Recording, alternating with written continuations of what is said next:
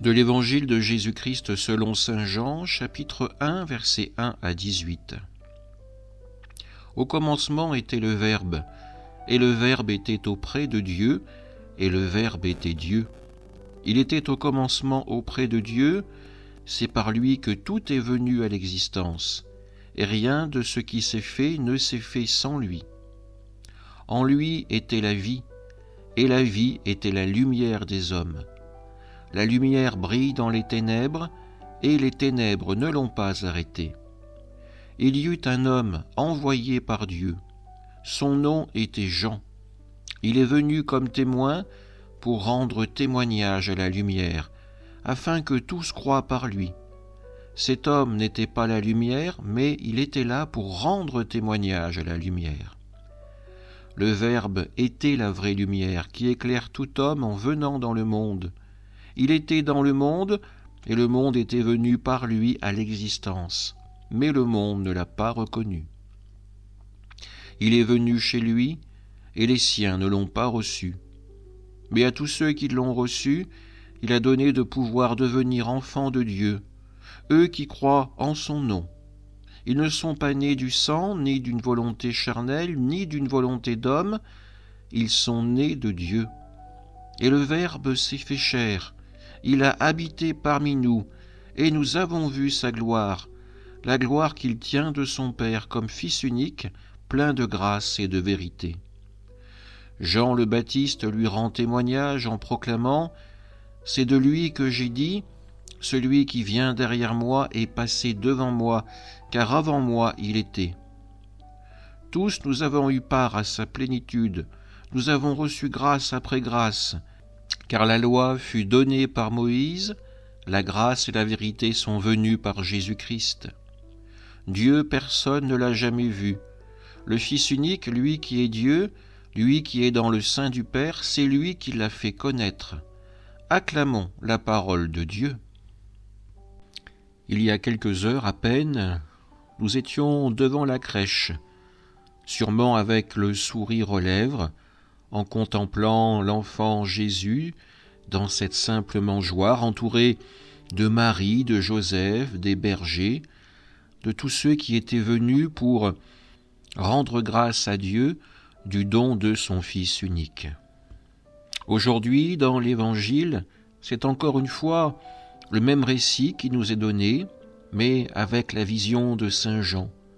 Le Verbe qui était auprès de Dieu, qui descend pour s'incarner, pour prendre chair par Marie, pour grandir auprès de Joseph et annoncer la parole de Dieu aux hommes.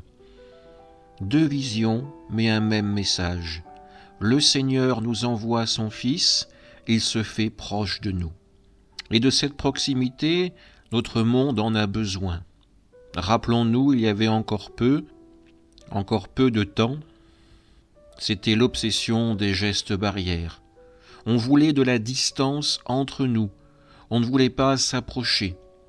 Pourtant, lui, Dieu, n'a pas peur de venir vers nous.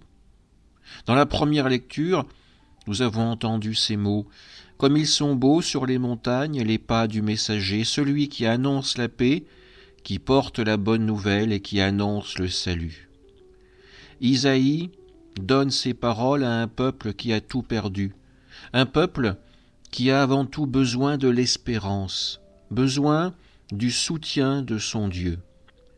Eh bien, à cette veille de 2025, nous sommes assez similaires au peuple auquel le prophète Isaïe s'adresse.